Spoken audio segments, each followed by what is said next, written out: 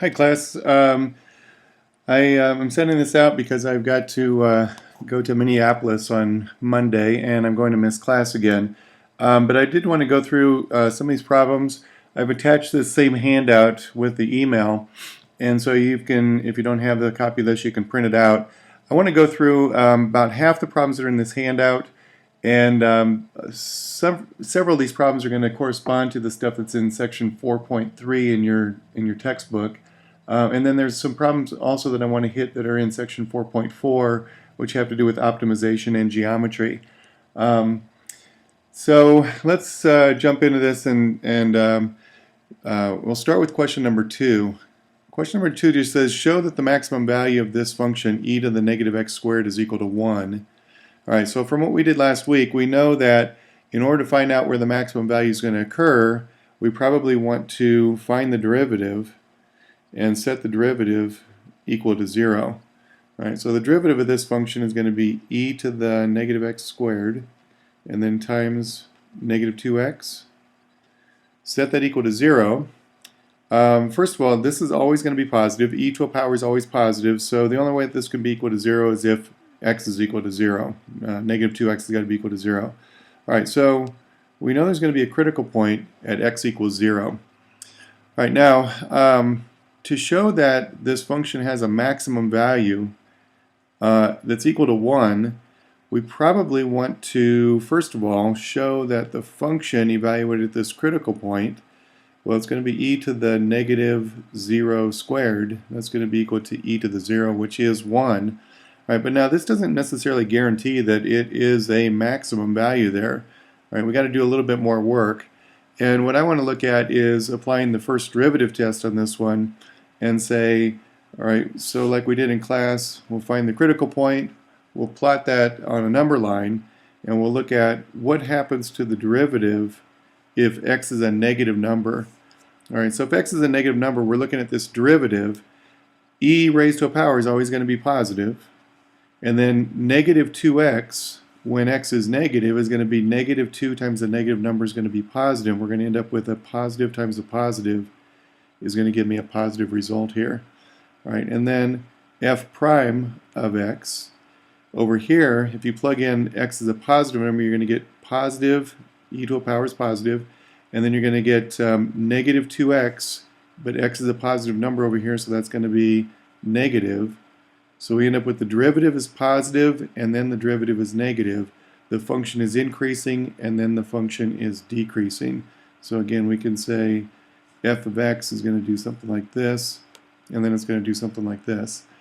All right, and so because the function is always increasing over here, I know that the maximum value of the function is going to be at 0 up until that point, and then this always tails off. It always goes downhill, so I know that there's got to be a maximum at 0, and the maximum value of the function is 1. Okay, so that's that one. That's done. All right, now I didn't give you enough room to write all that, but you should also say by the first derivative test, there's a maximum at 0. You know, one other thing about this one is there's a local max at 0, but it happens to be the only critical point. If there's only one critical point and there's a local max there, it's going to be the global max. All right, and I think you can make that same argument up here on the first one to find the minimum value of this function. I think there's going to be just one critical point, and then all you got to do is show that there's going to be a local min there. All right, so you can do that if you've only got the single values there. Okay, so what about this one then? For what values of c will this function have a maximum value equal to 7? All right, so this function is got a parameter in there. It's just got a constant in there for c that we're going to think about is going to be some number that we're going to plug in. All right, so what we want to do then is show that this is going to have a maximum value equal to 7, and that's going to happen at the critical point. So f prime of x is going to be equal to negative 2x plus 6. Set that equal to 0. This is going to happen when x is equal to 3. All right, and then again, we want to show that there's a maximum value there. So if we plot that number on a number line, just put 3 there, and then pick a number that's to the left of 3, like 0. The derivative over here is going to be equal to 6. So the derivative over on this side is going to be positive. And then if you pick any number that's bigger than 3 and plug it in here, you're going to end up with a number, well, you're going to end up with, like, let's say we put in 4, you're going to get negative 8 plus 6, that's negative, and you're going to find that over here, the derivative is negative. All right, so again, this one is increasing and then decreasing. That's what the function is doing. And then there is a local max there, and it's the only one. Now we want to find out what value of c makes that maximum equal to 7. All right, so we know what's going to happen when x is equal to 3. So we want f of 3 to be equal to negative 3 squared plus 6 times 3 plus c has to be 7. All right, so we're going to get negative 9 and 18. That's 9. 9 plus c is equal to 7. C's got to be equal to 2. Okay? All right. Number 4 is going to be very similar to that. You're going to end up just having to work a little bit harder because you've got 2 parameters in here. All right, I'm going to leave that one up to you to work through, and I'll take questions on it if you've got them when I get back on Wednesday. Also, speaking of the schedule, Wednesday I will be in class. Wednesday I'm going to take questions over these last couple sections and hit a couple more examples in class on Wednesday. Then I'm going to dedicate most of Wednesday to just doing review, and Monday or Tuesday I will send out some review questions to start working on, and then we'll continue working on those in class on Wednesday night. Now remember, your exam is coming up on Thursday night, so we still have a whole day to do some review for that second exam. Okay, next one I want to go through is number 6. Show that the vertex of the quadratic function ax squared plus bx plus c has a critical point at negative b over 2a. All right, this should look familiar to something that you did when you were in pre-calc, and or maybe even advanced algebra, and show it's a local min when a is positive and it's a local max when a is negative. In other words, this parabola is going to open upward when a is positive, and it's going to open downward when a is negative, which is something that we've already looked at, but I don't think we ever did anything like this with the calculus in pre-calc or advanced algebra. All right, so to find a critical point, we're going to have to find the derivative of this. So f prime of x is going to be equal to 2ax plus b. We want to set that equal to 0. So if I subtract b from both sides, we'll have 2ax is equal to negative b. And then to solve this for x, we're going to just divide by 2a and 2a. And we're going to get x is equal to negative b divided by 2a. All right, so that's the formula that you have seen before. All right, now the problem with this one is I can't use the first derivative test because this isn't just a fixed number. This is going to depend on what a and b are. So I can't really, plot this on a number line and pick numbers that are bigger and smaller than it. So I can't use the first derivative test. So my next choice then is to use the second derivative test. And so second derivative test says find the second derivative. Second derivative of this function is going to be equal to just 2a. All right, now if you remember what the second derivative test said, it said plug in the critical value that makes the derivative equal to 0 into the second derivative and then see what the sign is. Okay, so if a is greater than 0, f double prime of x, no matter what x is going to be 2 times the positive number is positive. All right, so if a is positive, the second derivative is positive. If the second derivative is positive and the first derivative is equal to 0, that's going to correspond to local local min. Okay, and then if a is negative, then f double prime of x is going to be equal to 2a, and 2 times the negative number is going to be negative. And so if the second derivative is negative and the first derivative is 0, there's going to be a local max. Okay, in other words, the parabola is going to open downward. Okay, so that's something that you already knew, but probably what your teacher did in advanced algebra or pre-calc was give you a bunch of examples and then say, hey, where does A and B show up in the answers, right, for finding the vertex, right? And so this is really where that all comes from. Okay, I'm going to leave number 5 for you to do. That one's a little bit challenging, but it's a lot like those questions, where you're going to find the parameters or find the constants that are going to make this stuff happen. Okay, I think on number 5, you probably are going to end up using the second derivative test on that one to show that there's local maxes and local mins at the different places. All right, if you got questions on that one, I'll take them on Wednesday. Okay, so those are some of the questions that were in section 4.3, and I think you're going to find that the questions that are there are very similar to the ones I just went through with you.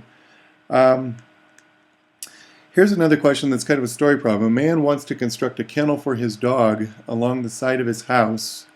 All right, and we're going to assume that this house has got a really long wall, and let's say that that existing wall looks something like this, and he wants to construct a kennel for his dog, and he's got 60 feet of fence, and it says what should the dimensions be in order to maximize the area of the kennel. All right, so first of all, I think we should look at this kennel is going to end up having just 3 sides because this is the wall. And so we're going to end up with this side we'll say is x, this side is y, or is also x, and this side is y. All right, and then something that I know about x and y is that I probably want to use up all 60 feet of fence.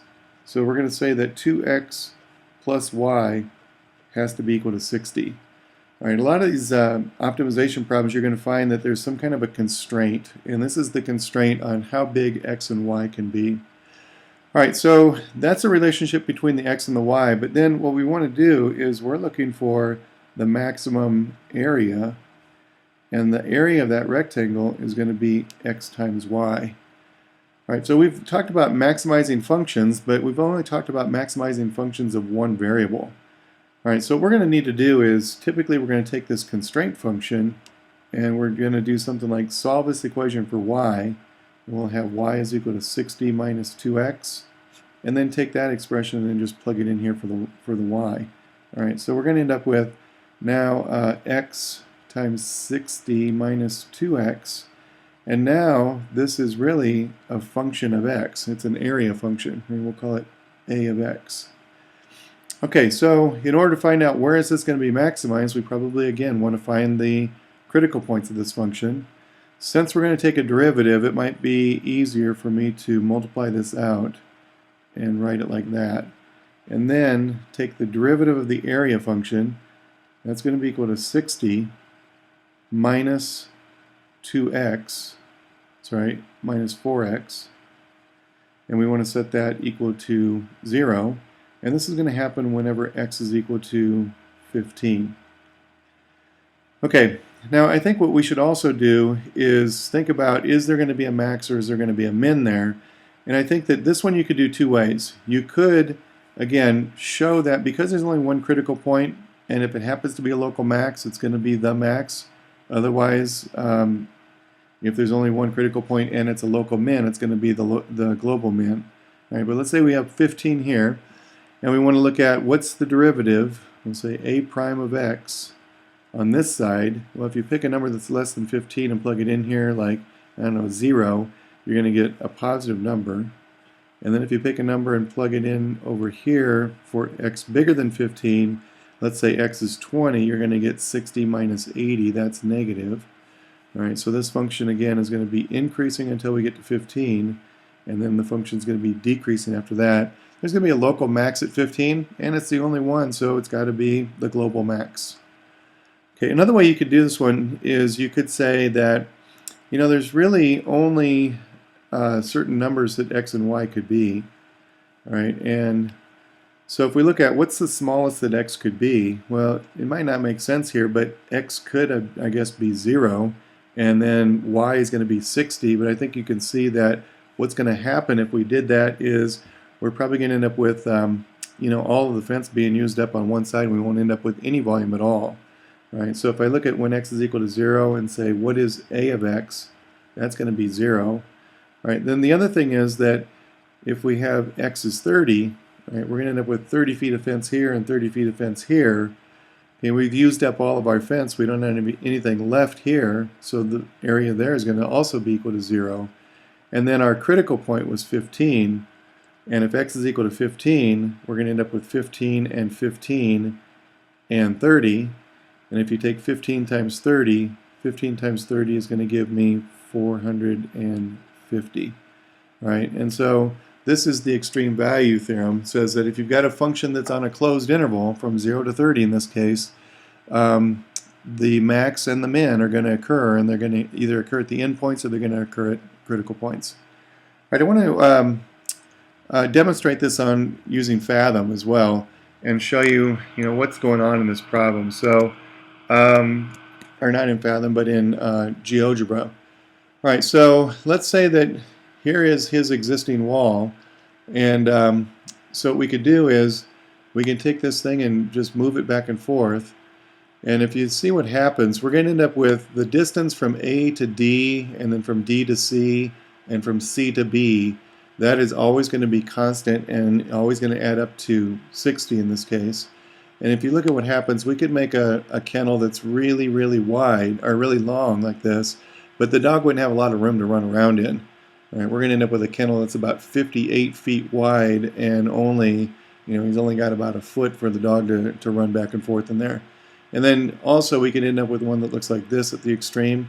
I don't think we want either one of those cases, but if you look at what happens to the area of ABCD, I've got this set up so it's just going to give me the area, and it looks like the area is going to be growing until I get to a certain point, and it looks like it's still increasing until I get up to, how big is it going to get? 440, 445, still growing.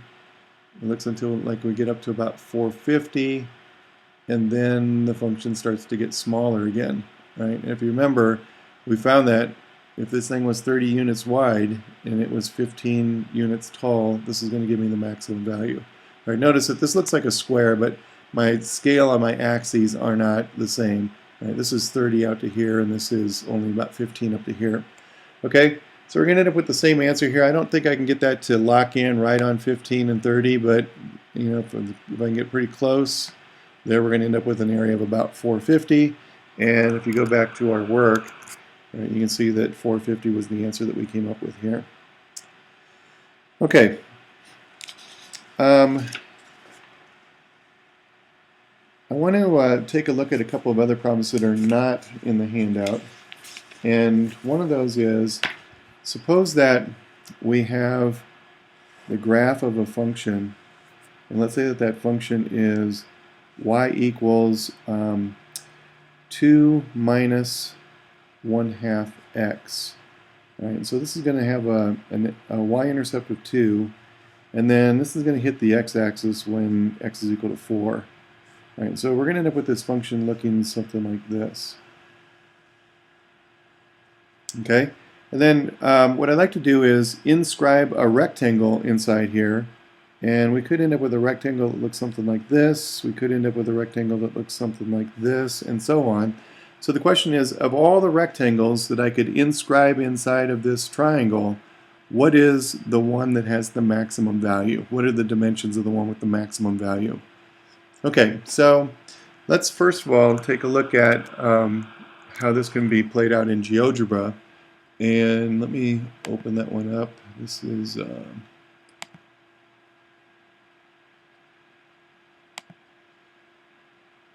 optimization number 1.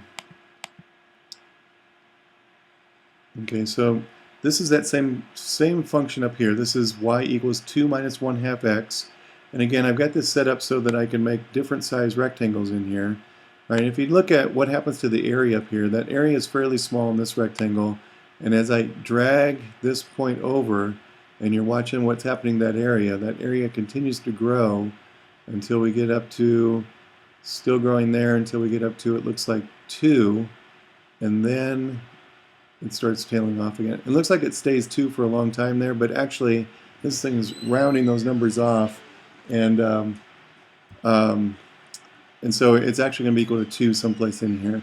And then if you look at what happens if you continue to go across here, that area is going to start decreasing. And so it looks like we're going to end up with a maximum area right around there. Okay, so we're not going to have the luxury of using the software, so let's see how we could do this one using our calculus tools. All right, so here is what those rectangles look like in general. So let's say that we have some point here that I'm going to call x. And what I want to be able to do is describe the area of this rectangle in terms of whatever x is. All right, so the area is going to be equal to the length of the width, which is x, and then the height of this, you could say, well, the height of that is going to be y, but at this particular point, we're going to plug x into here, and that's going to give us the height. So we get 2 minus 1/2 x. All right, so this ends up just being a function of x then. All right, and this one's going to look very similar to the problem we just did with the kennel. We want to find the derivative of this, so let's multiply this out. 2x minus 1/2 x squared. We want to find the derivative of that function. The derivative of that's going to be 2 minus 1/2 is going to get multiplied by 2, and we're going to end up with x, and we want to set that equal to 0. All right, so this looks like it's going to happen whenever x is equal to 2. All right, then again, we could do this either using the extreme value theorem, because this isn't a closed interval. X can be anything from 0 up to 4, and actually that ends up being an easier way to do it. So we're going to look at what is x and then what is the area as a function of x. All right, so if x is equal to 0, we're going to end up with a rectangle that just looks like this. It's just going to be a line segment, really. The area is going to be equal to 0. Or we can go down here and say, well, if you plug in 0 here, you're going to end up getting 0. All right, and then the biggest value that x could be is 4. And if you plug 4 in there, you're going to find that your rectangle is going to collapse down here to the horizontal axis. You're going to end up getting 0 for the area there. Also, if you plug 4 in here, you're going to end up getting 0 as well. Okay, so those are my two extremes. And then if x is equal to 2, if x is equal to 2, we're going to end up with a rectangle that is 2 by 1. And we're going to end up with the area is equal to 2. All right, and so it looks like that's the maximum value that we're going to get there. And so if the question was, what are the dimensions? The dimensions are going to happen right here when x is equal to 2. So x equals 2, and y is going to be equal to, if you plug 2 back in up here, you're going to end up with a rectangle that's 2 by 1. Okay, 2 by 1 is going to have an area of 2. So depending on how the question is asked, either the dimensions or find the maximum area, either way you should come up with the same rectangle. Alright, so if we go back to GeoGebra and look at what happens there, this function is getting smaller and smaller, getting bigger and bigger until we get to 2, and then at 2 we're going to end up with the area being equal to 2. Okay, so let's switch this problem up slightly and say, suppose that we have a different function. Suppose that we've got the function that is something like this. Y equals, we'll say 4 minus x squared. And we're only talking about the part of this parabola that's in the first quadrant. Okay, so what I'd like to do then is come out here some distance x and inscribe a rectangle underneath this parabola. All right, so again, if we find the area of this, the area is going to be equal to x times y, but the height of this right here is just going to be whatever I get when I plug in x. So it's going to be 4 minus x squared. All right, so we got this area is just dependent upon whatever x is. Okay, so the derivative of that then, well, we probably want to multiply this out, get 4x minus x cubed, and we're going to end up with 4 minus 3x squared. Set that equal to 0. I'm going to subtract 4 from both sides and get negative 3x squared is equal to negative 4. Divide both sides by negative 3, and we're going to get x squared is equal to 4/3. And so x is going to be the square root of 4/3. All right, and I'm only interested in the positive number there for x because x could only be a positive number the way I've got this drawn. Okay, so now what we want to do is find out what is the maximum area of that rectangle. So again, I think the last one I did this with the extreme value theorem. Let's take this one and let's do it using the first derivative test. All right, so here is the square root of 4/3. And then I want to pick a number that's over on this side and pick a number that's over on this side. All right, and so if I pick a number that's less than square root of 4/3, I know that 1 is over there. And because I know 1's going to be less than the square root of 4/3. So if we plug 1 into the derivative, we're going to end up getting, into the derivative, we're going to end up getting 4 minus 3 times 1. That's a positive number. So the derivative over here is positive. And then if we pick a number that's bigger than square root of 4/3, like 2, and plug it in up here for the derivative, you're going to end up getting something like 8 minus, let's see. No, that's the function. We're going to plug it into here. Plug this into here, we're going to end up getting, when x is equal to 2, we're going to get 4 minus 3 times 2 squared. That gives me 4 minus 3 times 4. That's going to give me a negative number. All right, so a prime over here is negative. So over here, the area function is increasing, and then the area function is decreasing. There's going to be a maximum when x is equal to the square root of 4/3. All right, then I think if we go back to GeoGebra again and look at what happens here, if I open up this file, and let's see, we don't need to save that. We're going to go down to file number 2. Here is the kind of the picture of what we're doing. We're sliding this across, and what I'm interested in is looking at what happens to the area over here. And so as x increases, this function is getting bigger and bigger and bigger until we get to a point right around in here. It looks like 3.08 is as big as it's going to get. And that number that we get there for x, it happens to be about 1.15. That 1.15 is kind of rounded off version of the square root of 4/3.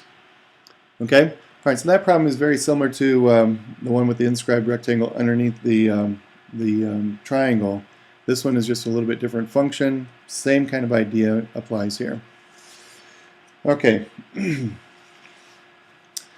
The next problem I want to look at is, let's see, it is a problem that's in your book. Right, and I was working through some of these problems, and some of the problems in your book are actually much more difficult than the ones that I've gone through. And I want you to know that the stuff that's going to be asked on the tests and quizzes will probably be more like the questions I've gone through as examples, and not so much these kinds of problems. All right, so here's the problem, number 17. It says, 17 through 19, the figures are made of rectangles and semicircles. All right, so maybe this is like if you turn it the other way, this might be like a window. It's got a rectangle window with a semicircle on top of it. And it says, find a formula for the area, find a formula for the perimeter, and then find the dimensions that will maximize the area given that the perimeter is 100. Okay? So again, this is a little bit more challenging problem, but it's the same idea. We're going to look at this. I'm going to call it a window, and suppose that I'm going to draw this window as if it was a window, all right, with the semicircle at the top instead of on the side. All right, and then in your book they label this as y, and this is x. Okay, so the first part of this says find a formula for the area. All right, so to find the area is going to be the area of a rectangle. Okay, that's just x times y, plus the area of half of a circle. All right, so if you think about the half the circle is going to be 1/2 pi r squared. So 1/2 pi, and then the radius squared. All right, so if you think about this part up here is y, that's the diameter. So the radius is going to be half of y, so y divided by 2.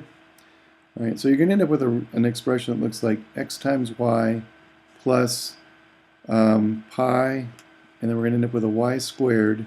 And then this is going to give me a 4 in the denominator, this gives me a 2 in the denominator, so I'm going to write that as over 8.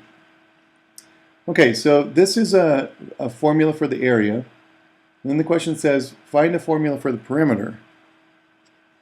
All right, so the perimeter is just going to be taking this side and this side and this side, and let's call this C, half the circumference of that circle.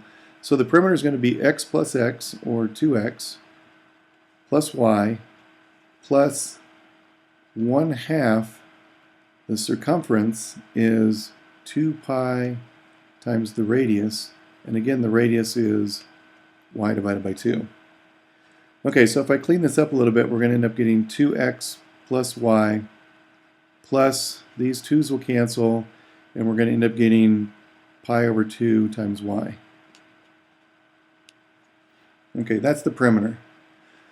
All right, then the question says, find the dimensions x and y that maximize the area given that the perimeter is 100. All right, so we're going to say this is equal to 100. So like I said before, they're typically going to have a constraint, and this is really the constraint function here. All right, and so what we want to do is maximize this function given that this has to stay constant. All right, so again, I've got another GeoGebra file that's set up here that is going to just kind of demonstrate this idea. So let's see, we want optimization, problem number 3. No. Problem number 4. Okay, so optimization question number 4. All right, so here's our window. And then I've got this set up again so that I can just grab this point B and make my window different sizes. All right, but what's happening in this picture is the perimeter all the way around this object is always 100. So you might end up with a window that looks like this, which would be kind of a weird window to put in your house. Most of the perimeter is going to be made up of that circle and the bottom, and then you could also end up with one that ends up being tall and skinny like this. What we want to do is find the one that's going to maximize the area. All right, if you look at what happens here, if I keep dragging this across, and really what I'm looking is just looking at what happens to the area. It looks like as B moves in this direction, the area is growing, growing, growing until we get to a certain point. And it looks like that certain point is still growing, still growing. It looks like when we get to right about here, right around 700 or so, it looks like that's going to give me the picture that I want, that's going to maximize the area with a constant perimeter of 100. Okay, so how do we get to here without just relying on the software? Let's use some calculus to do that. All right, so the problem is, again, we've got a function that is area, but that area is in terms of 2 different variables, x and y. And then we have a constraint that we want to be set equal to 100. All right, so my goal here is to write this function as a function of one variable. Okay, and this is how I'm going to get there, is to take this equation and solve it for one of the variables. All right, so I would say that probably this equation is going to be easiest to solve for x. So I know that 2x is going to be equal to 100 minus y minus pi over 2 times y. And then if I divide both sides by 2, we're going to end up with x is equal to half of 100 is 50 minus y divided by 2, and then half of this is going to be minus pi over 4 times y. Okay, and then what I want to end up doing is taking this expression and plugging it in up here. So we end up with a function of one variable. All right, and again, it doesn't really make any difference which variable we're using. I'm just going to call this a of y. We solved this equation for x so that we could write everything in terms of y because it was easier that way. All right, so a of y is, stick this in for x, so we'll have 50 minus y divided by 2 minus pi over 4 times y. Okay, that's x, times this y, and then plus pi over 8 times y squared. Okay, and then eventually we're going to take the derivative of this, so we might as well multiply it out. So this is going to be 50y minus y squared over 2 minus pi over 4 times y squared plus pi over 8 times y squared, and we want that to be equal to 0. Sorry, that's just the area. We want the derivative to be equal to 0. Right, so we take the derivative of this function. Right, like I told you, this is going to get a little bit messier than some of the stuff that I did earlier, but it's still the same concept. The derivative of 50y is 50. The derivative of this will be 1/2 times 2 is 1y. The derivative of this is going to give me 2 times pi over 4 is pi over 2 times y. And then the derivative of this is going to give me pi over 8 times 2 is going to give me pi over 4 times y also. Okay, so now we want to set this equal to 0. Alright, so if I start by just, let's move all these terms over to this side of the equation.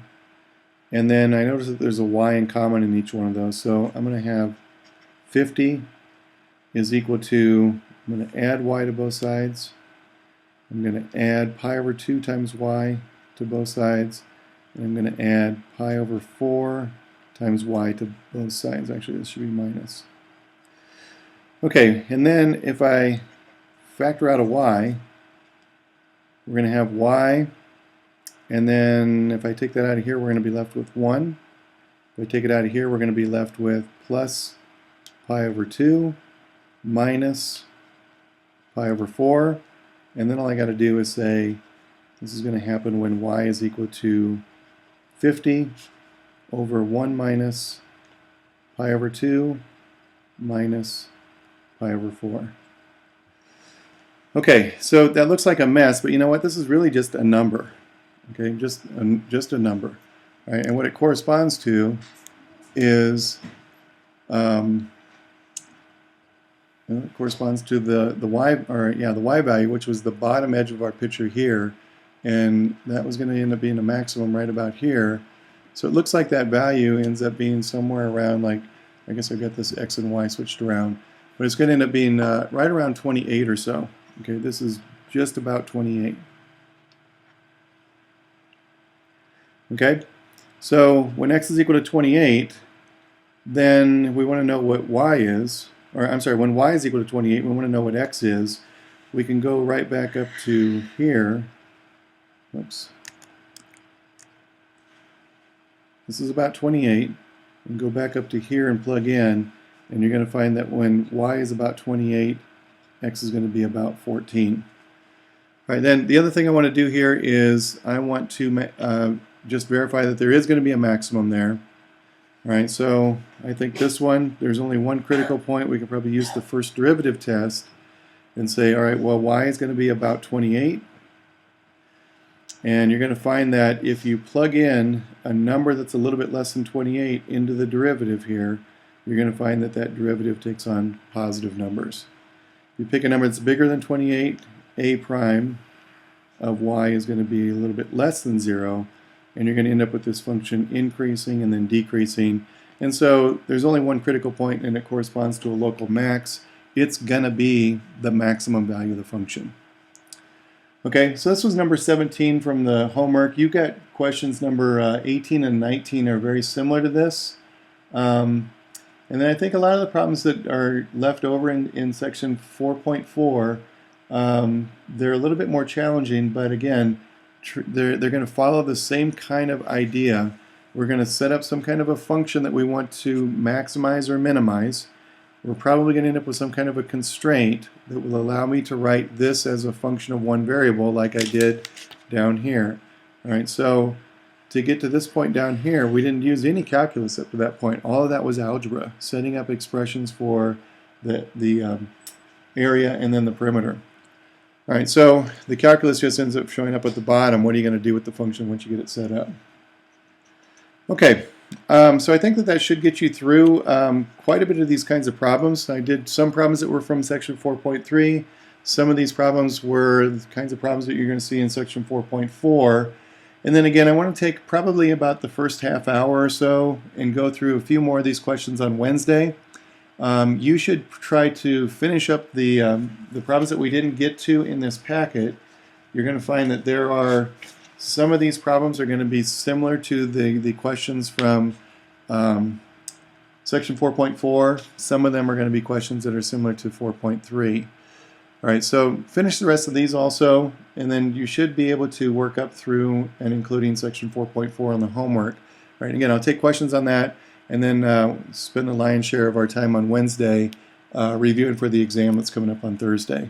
All right, again, make sure that you've got your schedule cleared on Thursday night, that you're not having to work, you don't have any other obligations. As far as I've heard so far, the exam will be in the same room it was in last time. We'll start at 6. Should be able to get done with it in about an hour and a half or so, and we'll go from there. All right, so keep working while I'm gone, and if you've got any questions, please save them for Wednesday night, and I will be sure to go through whatever questions you have that night. Okay, I will see you on Wednesday. Have a good night. Bye.